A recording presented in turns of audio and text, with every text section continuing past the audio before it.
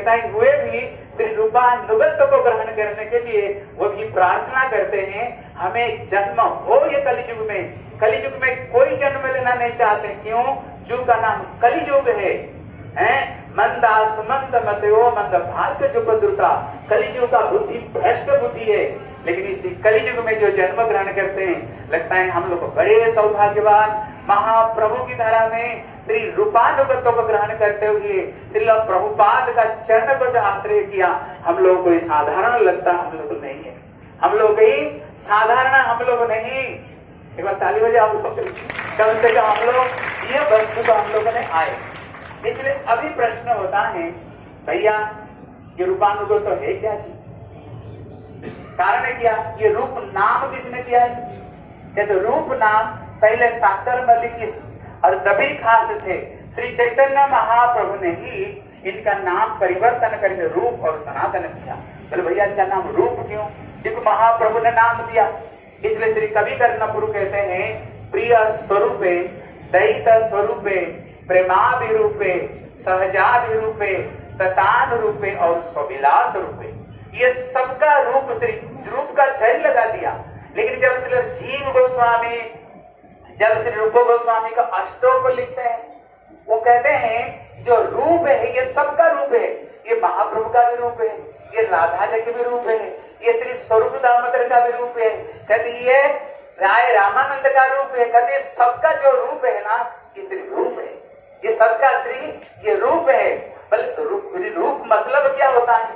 कहते रूप मतलब होता है रूपायति इति रूपः, हर वस्तु को जो रूप प्रदान किया है। बोले उन्होंने क्या रूप प्रदान किया है? क्या रूप प्रदान किया है?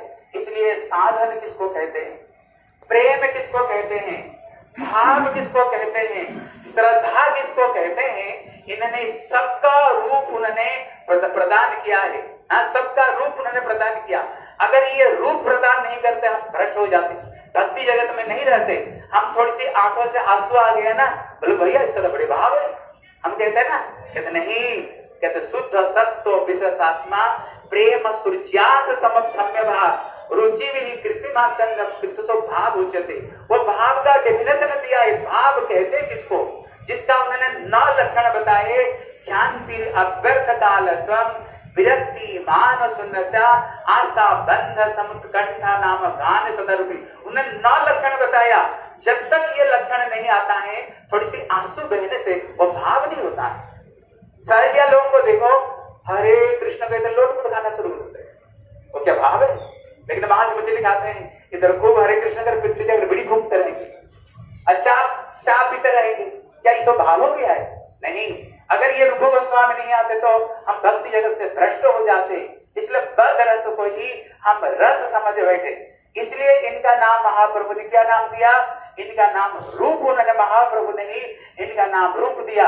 इसलिए भक्ति रसामृत सिंधु उज्ज्वल निर्मणि ग्रंथों को आप पढ़ो, क्या उन्होंने रूप दिया है, क्या उन्होंने रूप गोस्वामी पाद ने हमको जो दिया है। हम परिपूर्ण हैं, हमें किसी संप्रदाय में कहीं जाकर के झोली फैलाने का जरूरत नहीं है।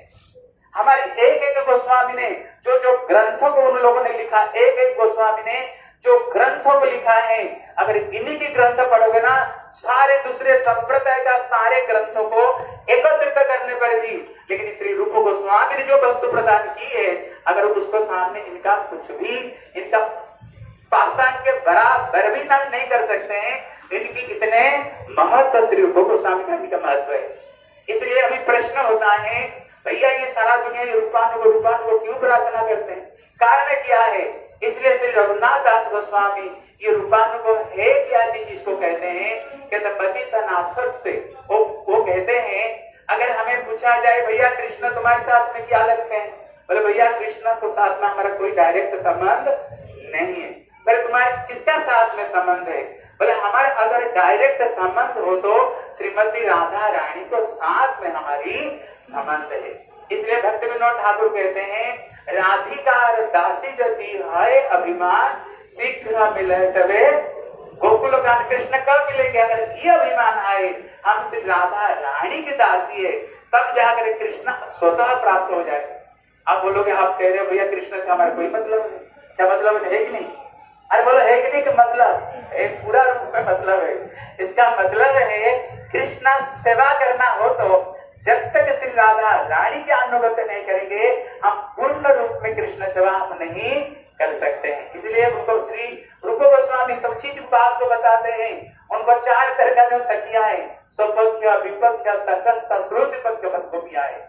अगर जो कृष्ण पक्ष जो गोपियां वो भी हमारी अनुसरणीय नहीं है, जो तटस्थ है, जो राधा और कृष्ण दोनों को जो प्रेम करते हैं वो भी हमारी, यद्यपि वो दोनों चापी राधा सापी कृष्ण, चा राधा कृष्ण बस एक ज्योति विधा भिन्न राधा माधव स्वरूपम, यद्यपि दोनों एक ही है लेकिन होने पर भी जैसे ललिता आदि सखा दी, लेकिन राधा जी की तरफ में थोड़ा ज्यादा धुंधे हुए। लेकिन जो प्राण सखी और श्री ये जो सखियां हैं, जो नित्य सखी है, ये जो सखियां हैं ये केवल राधा जी की साइड में रहने वाले हैं। इसलिए राधा पदचारी जजन से जन जे भावे से भावे था के आमी तो राधिका पक्षपाती सदा कबू नाई हरित के भक्तिनाथ ठाकुर कहते हैं भले ही जो जिधर रहे लेकिन हमसे राधा रानी की पक्षपाती रहे, राधा रानी की पक्ष है। तो भैया इसमें विशेषत्व क्या है? अगर हम लेके तो इसमें विशेषत्व क्या है उसको एक उदाहरण देकर के बताए। अगर भगवान कृष्ण को पूछा जाए भैया आप कौन हो, वो यही बोलेंगे हम आत्मा राम और आप राम है, विश्व ब्रह्मांड का मालिक है। लेकिन अगर श्री किशोर जी को पूछा जाए भैया तुम कौन हो, वो सीधा कृष्ण को चरण को दर्शन हुए बोलेंगे हम तो कृष्ण की दासी उनकी सेविका है। लेकिन ललिता विशाखा को अगर पूछा जाए भैया तुम कौन हो,